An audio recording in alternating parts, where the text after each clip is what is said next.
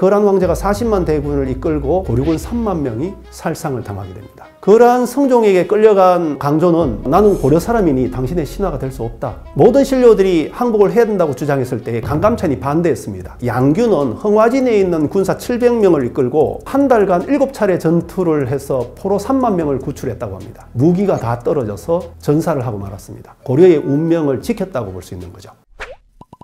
성균관대학교 사학과에서 공부하고 있는 박재우라고 합니다. 고려 초기 왕실 계보가 좀 특별합니다. 한마디로 말하면 건친혼이 많이 이루어진 것이라고 볼 수 있습니다. 고려를 건국한 1대 태조의 아들이 3명이 있습니다. 2대 해종, 3대 정종, 4대 광종이 있습니다. 그리고 이들 중에서 광종의 아들이 5대 경종이었습니다. 근데 이 경종은 사촌 누이들과 혼인을 했었습니다. 헌해왕후, 헌정왕후 이렇게 불리는 부인들이었는데요. 이들 중에서 헌해왕후의 아들이 7대 목종이었습니다. 경종의 아들이지만 7대가 된 것은 경종이 사망했을 때 너무 어려서 즉위를 하지 못했기 때문입니다. 그래서 누가 왕위에 올랐냐면 이 헌해왕후, 헌정왕후의 형제, 오빠인지 동생인지 정확하지는 않아요. 형제가 6대 성종이 되었고 왕위가 계승되었습니다. 근데 이후에 이 성종이 아들이 없어서 결국 자기에게 왕위를 물려준 경종의 아들 목종에게 왕위를 물려주었고요. 그리고 또 목종도 아들이 없어서 8대 현종에게 왕위를 계승했었습니다. 이 외에도 여러 건친혼 사례가 있지만 경종이 사촌과 혼인했다는 것은 역시 건친혼의 사례라고 볼 수 있죠. 당시로서는 사실 별 문제가 없었습니다. 왕실 건친혼이라고 하는 것은 기본적으로 왕실의 순수성을 보존하고 또 권력이 왕실 밖으로 분산하는 것을 저지하기 위한 것이었기 때문에 고려 왕실 자체가 그 범주가 크지 않았던 상황에서 왕실의 권력을 지키려고 한 조치였고, 목종은 헌해왕후의 아들이죠. 그런데 목종은 상당히 건강이 좋지 않았습니다. 그리고 또 동성애를 하고 있었기 때문에 부인에게서 아들이 태어나지 않았어요. 그러니까 왕이면 아들이 태어나고 후사를 이어야 되는데 그렇게 되지 못한 상태에서 건강까지 좋지 않고 또 심지어 동성애까지 하고 있는 상황이었기 때문에 천추태후의 입장에서는 사실은 굉장히 골치 아픈 일이었고, 그런 상황 속에서 자기 애인이었던 김치향과의 사이에서 아들이 태어나니까 이 아들을 형인 목종을 잇는 왕으로 삼으려고 했던 것이죠. 천추태후, 즉 헌해왕후죠. 헌해왕후는 김치향 아들을 왕위에 올리려고 했기 때문에 당시 경쟁자가 될 수 있었던 현종, 대량원군이라고도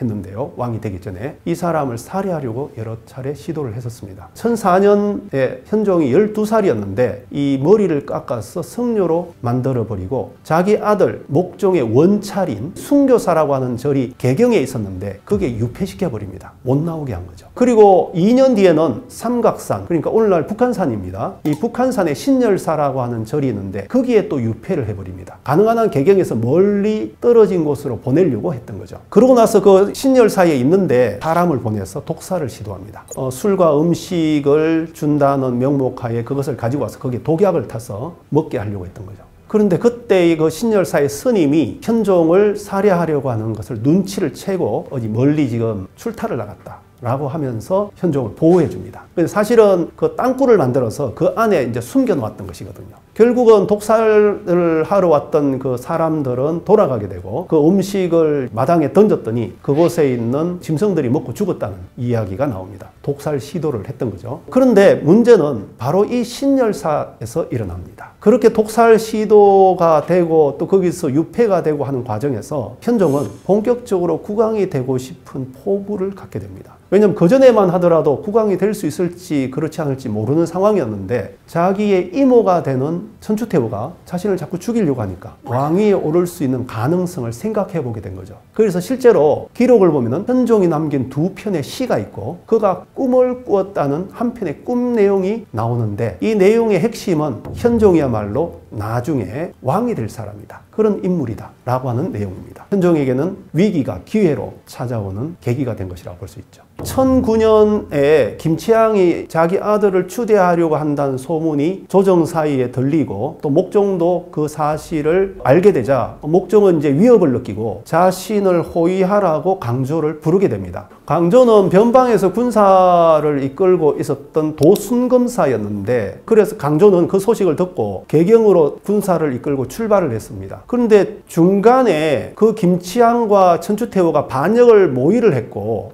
그래서 지금 조정의 상황이 매우 심각하다. 또 이번에 지금 강조가 개경으로 군사를 이끌고 가고 있는데 그렇게 군사를 데리고 오라고 한 것은 사실 목종이 그런 것이 아니고 강조를 경계하는 태후와 김치향이 그렇게 한 것이다. 그래서 지금 가는 것은 곤란하다. 다시 본영으로 돌아가야 된다. 라고 하는 이야기를 듣고 본영으로 귀환을 하게 됩니다. 그러면서 천추태후와 김치향이 정치적으로 무리를 일으킨 것을 알고 있었던 강조는 이때 목종이 사망했을 것으로 그렇게 추정을 했습니다. 그런 상황에서 아버지의 편지를 받게 되는데, 아버지의 편지를 보니까 목종이 이미 사망을 했고 지금 간신히 마음대로 지금 난리를 피우고 있으니 개경으로 와서 국난을 평전해라 라는 요청을 합니다. 그래서 아버지의 편지를 받고 목종이 사망했기 때문에 군사 5,000명을 이끌고 개경으로 가게 되는데, 이번에도 중간에 소식을 들으니 목종이 살아있다는 겁니다. 강조로서는 굉장히 당황스러운 일인데, 왜냐하면 왕의 명령을 받았을 때는 군사를 데리고 개경으로 가지 않았고 왕의 명령 없이 아버지 때문에 이번에는 군사를 움직였으니, 군사를 움직이는 것은 전부 다 왕명에 의해서 이루어지는 것인데 사실은 정치적으로 상당한 위기에 부딪히게 된 거죠. 그래서 어떤 고민을 하다가 결국 개경에서 일어난 정치적 혼란을 해결하기 위해 개경으로 가기로 최종적으로 결정을 했던 겁니다. 강조가 변방에 있다가 개경으로 가는 과정이 굉장히 복잡한데요. 사실 저 과정이 어느 정도 진실한 것인지에 대해서는 정확하게 판단하기는 쉽지가 않습니다. 왜냐하면 얼핏 봐도 굉장히 혼란스럽거든요. 기록상 강조 자신도 이 과정에서 굉장히 혼란스러워한 모습을 보였습니다. 고려는 왕위 계승과 관련해서 능력 있고 실질적으로 나라를 통치할 수 있는 인물이 왕위를 계승해야 된다, 이런 인식이 있었습니다. 그것은 고려 태조 때부터 왕위 계승의 원칙으로 훈요 10조에서 왕건이 지시한 내용이었습니다. 그래서 지금 목종과 같이 지금 나라를 혼란에 빠뜨린, 제대로 국가를 다스리지 못하고 이런 왕들이 있을 때에 일종의 혁명이 가능한 거죠.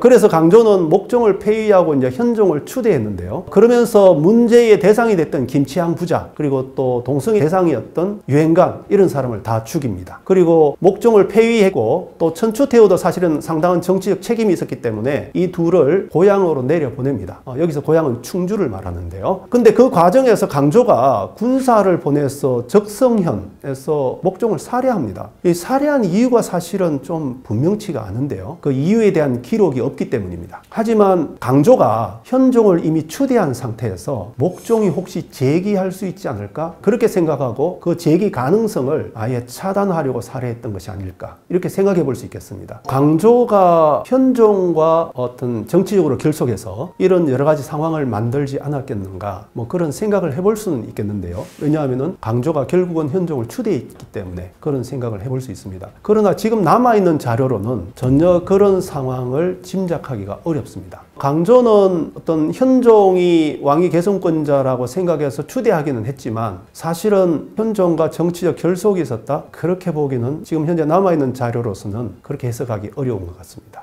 거란이 2차로 침입한 데는 크게 두 가지 배경이 있습니다. 일단 고려척 사유 배경이 있고요. 또 거란 쪽의 배경이 있습니다. 일단 고려척의 사유를 보면은 강조가 목종을 살해했는데 이것은 거란 황제의 제후 책봉권에 대한 도전이었습니다. 1차 전쟁 이후에 고려와 거란 사이에는 외교 관계가 맺어졌고 거란 황제는 고려 군주를 국왕으로 책봉하는 관계가 되었죠. 근데 이렇게 거란 황제가 책봉한 국왕을 국왕의 신하가 살해한다는 것은 당시로서는 매우 심각한 범죄였습니다. 거란은 이것을 대역죄로 설명하고 있어요. 그래서 출정을 결정했던 겁니다. 그것은 이게 명분이고 또 다른 더 본질적인 이유가 있지 않겠는가 보통 그렇게 질문하지만 이거 자체가 당대의 세계관에서 본다면 매우 심각한 범죄인 것이 틀림없습니다. 또 다른 이유로는 목종 때 송과 교류를 재개하려고 한다고 그랬죠. 그런 상황에서 고려에 대한 견제가 다시 필요하게 됐다고 판단해서 이 역시 중요한 이유가 되지 않았나 그렇게 생각합니다. 거란 쪽 배경을 보면 1004년에 거란과 송이 계속 전쟁을 하다가 이때 거란의 우위로 송과 맹약을 하게 됩니다. 그게 유명한 전연의 맹약인데 송과 거란은 이때를 계기로 해서 100년 이상 평화관계를 맺게 되거든요. 그래서 다시 말해서 고려를 견제할 만한 여유가 생기게 된 것이었습니다. 그런 상황에서 1009년에 당시까지 섭정을 하던 성종의 어머니 거란 성종의 어머니입니다. 소태후가 사망을 하게 됩니다. 이전에 소태후가 살아있을 때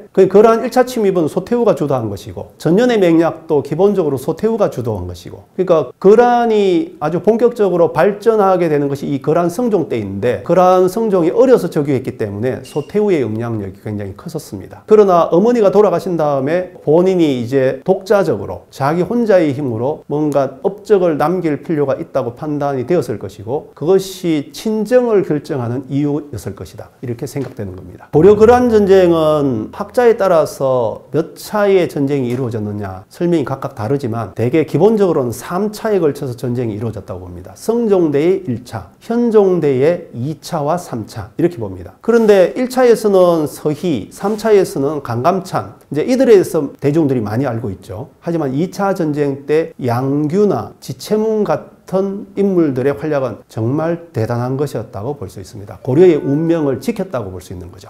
양규의 활약은 흥화진 전투로 아주 유명한데요. 압록강을 건너서 처음 맞이한 성곽이 흥화진입니다. 그곳에 강조를 대신해서 서북면 도순검사가 되어서 그곳에서 거란 성종을 마주했죠. 강조가 목종을 죽이고 어린 임금을 세웠기 때문에 그 강조를 잡아서 보내면 군사를 돌이키겠다. 거란 성종이 그렇게 협박하고 음포를 놨음에도 불구하고 끝까지 항복하지 않고 6일간 방어했었습니다. 결국 거란은 남하해야 될 필요가 있었기 때문에 20만 명을 그 흥화진 옆에 인주라고 하는 도시가 있는데 그 인근에 무로대라고 하는 지역이 있는데 그곳에 주둔시키고 나머지 20만 명으로 고려의 출정군이 있는 통주로 진격을 했었습니다. 전쟁 초기에 기동성이 뛰어난 이 기병을 가지고 있던 거란군을 붙잡아둬서 후방에서 전쟁을 준비할 수 있는 시간을 확보했다는 점에서도 매우 중요한 성과라고 볼 수 있겠습니다. 강조가 원래 30만 대군을 이끌고 거란의 본진을 통주에서 기다리고 있었습니다. 그러나 통주성 안에서 전투를 하기보다 통주성 바깥에서 전투를 하는 것이 훨씬 유리하다고 판단을 하고 그래서 통주성 남쪽에 자신의 부대를 셋으로 나누어서 배치했습니다. 그런데 통주성으로 진격하고 있던 거란 기병이 공격해오면 그 유명한 검차라고 하는 무기를 활용해서 포위 공격해서 계속적으로 승리를 거두어서 통주성으로 진입하기가 너무 어려웠습니다. 다시 말해서 검차를 활용한 강조의 전술 능력이 보통이 아니었던 겁니다. 그런 상황에서 거란이 계속 패배를 하니까 강조는 좀 적을 깔보는 마음이 생겼고 그래서 삼수체에서 바둑을 두고 있었습니다.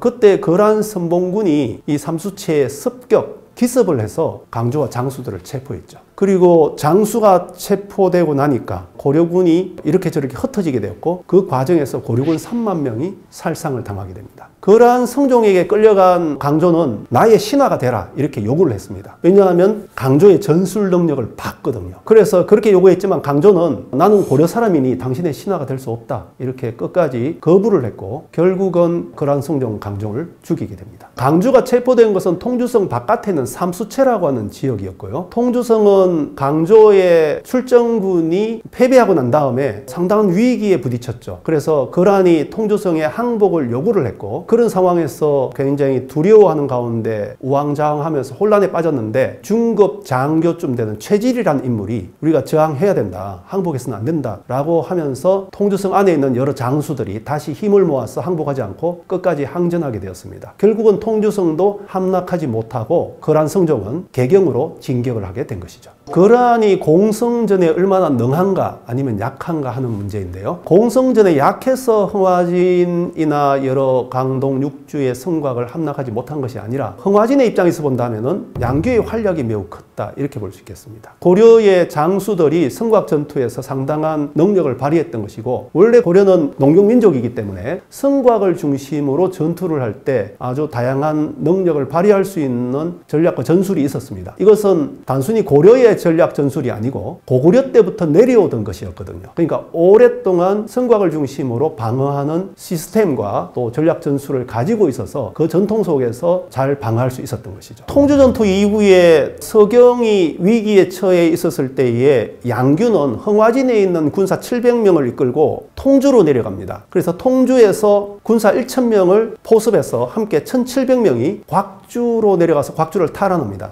이때 거란군 6000명을 살상하고 고려포로 7000명을 구출을 해서 통주로 옮깁니다. 양규가 거란군의 배후에서 활약하기 시작하는 첫 번째 전투였다고 볼 수 있습니다. 거란군이 서경을 공격하게 되고 그리고 거기서 서경을 완전히 함락시키지 못한 상태에서 개경으로 진격을 하게 되는데 그 과정에서 거란군의 배후가 될 수 있겠죠. 배후를 공격해서 승리를 거뒀던 겁니다. 거란이 진격을 한 것은 대개 겨울에 압록강이 얼었을 때 침략을 한 것이기 때문에 압록강이 풀리기 전에, 다시 말해서 봄이 오기 전에 다시 돌아가야 되는 부담이 있었습니다. 그래서 거란군의 원래 기본 전술이 적의 수장의 항복을 받는 것이 있었기 때문에 곧장 진격한 것도 있겠지만 전쟁을 빨리 끝내고 돌아가는 것이 매우 중요했기 때문에 그렇게 신속한 전쟁을 하려고 했던 것이 아닌가 생각됩니다. 현종은 기본적으로 남쪽으로 피난을 갔었는데요. 그 과정을 보면 매우 흥미롭습니다. 1010년 12월 28일에 서경에서 패배를 했던 지체문이 서경의 상황을 개경에 가서 현종에게 보고할 필요를 느끼고 개경에 와서 그 사실을 알립니다. 그랬더니 그 당시 군신회의에서 많은 신료들이 항복을 해야 된다고 주장했습니다. 왜냐하면 서경이 위기에 처하면 개경까지는 이틀이나 3일이면 거란군이 도착하거든요. 모든 신료들이 항복을 해야 된다고 주장했을 때 강감찬이 반대했습니다. 그 이유는 두 가지였는데요. 거란의 침입이라고 하는 것은 기본적으로 강조 때문에 이루어진 거니 걱정할 필요가 없다는 겁니다. 왜냐하면 강조가 이미 사로잡혔기 때문에 전쟁의 명분이 더 이상 없는 것이거든요. 두 번째는 그렇지만 거란은 계속 지금 진격을 하고 있는 상황이니까 중과부적이다. 그러니까 거란의 군사는 많고 지금 개경을 지키는 군사들은 적기 때문에 일단 그 예봉을 피해서 남쪽으로 피난을 가고 후위를 도모하는 것이 좋겠다. 이렇게 판단한다는 겁니다. 두 가지 근거로 제안을 했는데 이 현종은 결국 피난을 가기로 결정을 합니다. 그래서 그날 밤에 이제 피난을 하게 되는데요. 그때에 서경에서 왔던 그 지체문이 현종과 동행을 하게 되고 출발하고 난 다음에 3일 뒤인 1011년 1월 1일 그때 거란이 개경을 함락하고 개경을 불태웁니다. 정말 위기를 간신히 넘긴 것이라고 볼 수 있습니다. 강감찬이 가지고 있는 특징을 보면은